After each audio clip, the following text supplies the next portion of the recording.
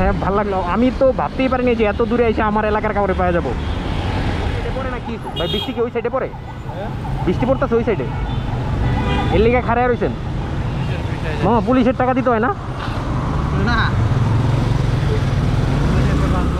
Hello everyone, আসসালামু আলাইকুম। আশা করি সবাই ভালো এবং সুস্থ আছেন। Welcome to another new video. আজকে বিকেল 4টার দিকে আমার কাজ আছে, এই জন্য আগেই প্ল্যান করছি যে সকাল সকালে বেরিয়ে পড়বো রাইড শেয়ার করতে। কিন্তু ভাই ইদানিং রাত্রেবেলা কারেন্ট যায় এবং অনেকক্ষণ ধরে লোডশেডিং হয়ে থাকে। রাতেরবেলা ঘুমও আসে না, আর ঘুমটাই আসে ঠিক ভোরবেলার দিকে। আজকেও তাই হইলো, ঘুম থেকে উঠা দেখলাম 10:30 বাজে গেছে, লেট হয়ে গেল। চলেন তাইলে দেরি না করে ভিডিওটা বিসমিল্লাহ করি। আজ সেপ্টেম্বর মাসের 11 তারিখ, রোজ বুধবার, সময় এখন প্রায় 12টা। আমার ভিডিওটা শুরু হচ্ছে লক্ষ্মীবাজার সেন্ট ফ্রান্সিস স্কুলের সামনে থেকে। সকাল 11:30টার দিকে আমি পাঠাও অ্যাপটা ওপেন করছিলাম, কিন্তু অনেকক্ষণ ধরে রিকোয়েস্ট আসতেছিল না। পরে ইন্টারভিউ দেখলাম পাতলাখান লেন থেকে একটা রিকোয়েস্ট আছে, যে ভাইয়া রিকোয়েস্ট দিছে সে যাবে হলো ব্র্যাক ইউনিভার্সিটিতে। আমি দেখলাম দূরত্ব 9.1 কিলোমিটার, আর ভাড়া সে অফার করছে 160 টাকা। ওইটাতেই রাজি হয়ে গেলাম। বাড্ডা কি ব্র্যাক ইউনিভার্সিটি? আচ্ছা ভাই, লাগাই দিবেন নাকি ভাই?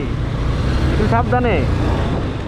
যাত্রীকে নিয়ে আমি একটু ঘুরাই আসছি, কারণ বাড্ডা রামপুরা রোড দিয়ে ঢুকলে জ্যামে আর যাইতে পারতাম না 2 ঘন্টায়ও। এই জন্য হাতির ঝিল দিয়া ঘুরা তারপরে ঢুকলাম ব্র্যাকের পিছন দিয়া। আর যাত্রীর সাথে কথা বলতে বলতে এক পর্যায়ে জানতে পারলাম সে 2019 সালের আমার স্কুল থেকে পাশ করছে, মানে আমার স্কুলের ব্যাচ। আমার থেকে প্রায় 10 বছরের জুনিয়র। আচ্ছা ঠিক আছে, চলেন এবার যাত্রীর নাম। শালাই দিয়ে খাড়াইলে তো পুরো ফ্রাইড চিকেনের গন্ধে পেট ভরে যেতেছে।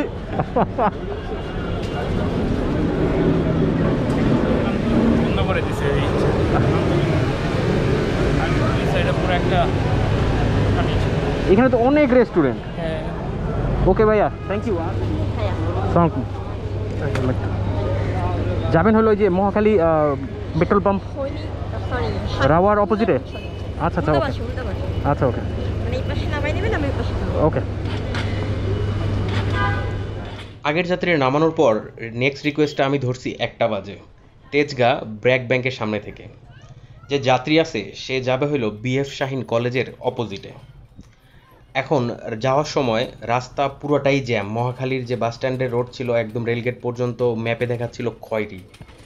যাত্রীর দূরত্ব মাত্র 2.7 কিলোমিটার। যাত্রী আমাকে বলতেছে যে ভাই ভিতর দিয়ে যাওয়া যায় কিনা।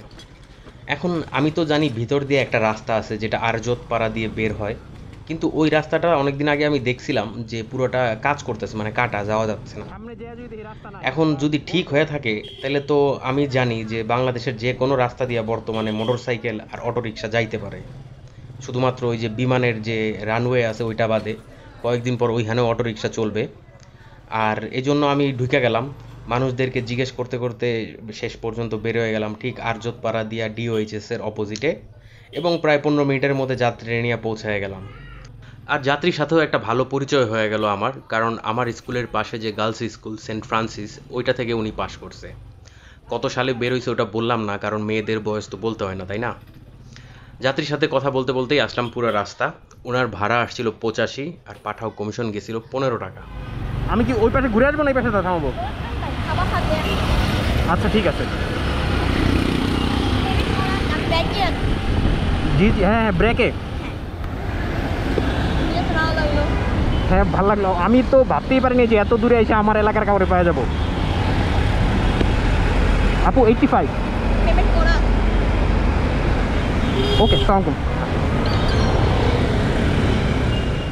ভাই বর্তমান যুগে আপনাকে যদি কেউ প্রশ্ন করে যে আপনি কি করেন, আর আপনি যদি কোনোভাবে উত্তর দিয়ে ফেলেন রাইড শেয়ার করি, তাইলে দেখবেন ওই লোকটা আপনার দিকে এমন দৃষ্টিভঙ্গি নিয়ে তাকাইছে যে আপনার মনে হবে আপনি এই পৃথিবীর সবচেয়ে বড় অভাগা।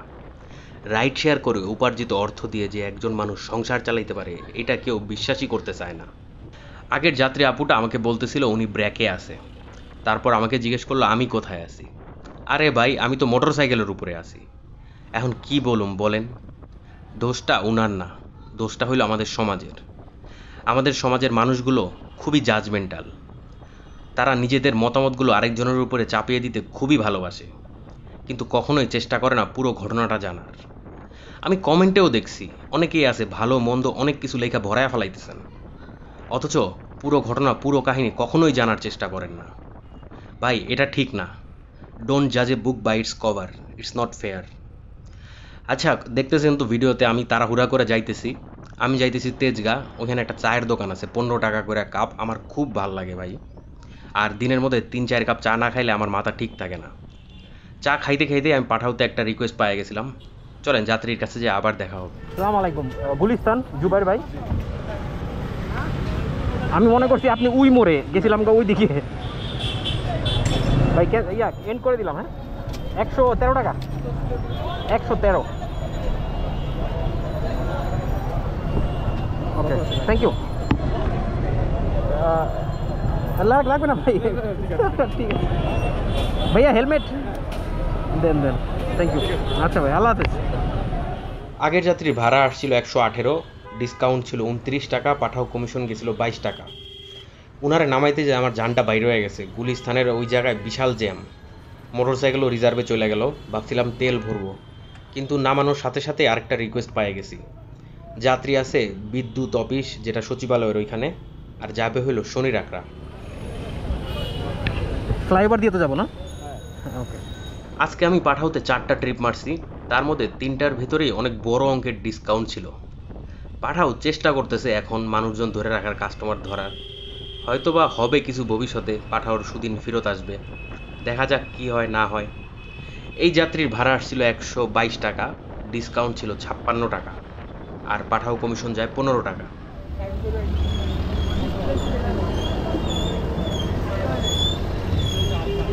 ধন্যবাদ।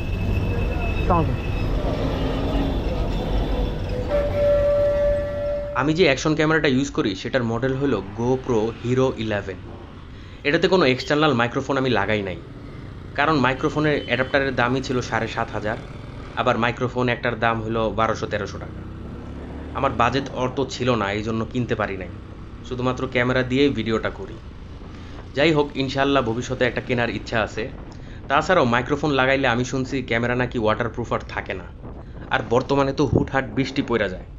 এই জন্য বৃষ্টির সিজনটা যাক, শীতের দিন আসলে পরে একটা মাইক্রোফোন লাগায় নিব, তখন দেখা যাক ভিডিও কোয়ালিটি ইনশাআল্লাহ আরও ভালো হবে। আগের যাত্রীরা আমি 2:30টার দিকে নামাইছি, তারপর মাতোয়াল ইউটার্ন দিয়া ঘুরে রায়েরবাগ যে ফুটওভার ব্রিজ আছে ওখানে যেয়ে দাঁড়াইলাম।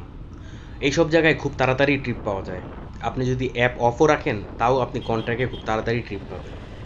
ওখানে যাওয়ার সাথে সাথেই পাঠাওতে একটা ট্রিপ চলে আসলো, টিএসসি ট্রিপ। সালাম ভাইয়া। ভাই স্যার ফরেন ভিডিওসের ফোল্ডারটা এখনো দেখেন। জি জি, জুন আগস্টের তবে।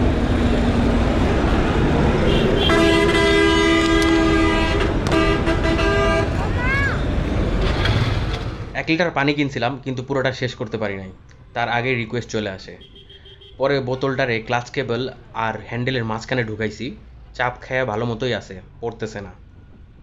ভাই ইদানিং আমার ভিডিওগুলোতে তেমন ভিউ হচ্ছে না। আমি জানি না কেন, হইতে পারে আমার কন্টেন্টে দম নাই, অথবা আমার থাম্বনেল ভালো না, অথবা অন্য কোনো কারণ। আমি চাই আপনারা আমাকে কিছু উপদেশ দেন, কিছু টিপস দেন, যাতে করে আমি আমার ভিডিওগুলো ইমপ্রুভ করতে পারি। তাছাড়াও আমি এমন কোনো কাজ করতে যাচ্ছি না যাতে করে আমার কমেন্টে মানুষের গালি খাওয়া লাগে। আশা করি বুঝতে পারছেন। চলেন ভাইয়ারা নামাই। ওনার ভাড়া আসছিল 127, ডিসকাউন্ট ছিল 58 টাকা, পাঠাও কমিশন গেল 16 টাকা। ভাইয়া 87।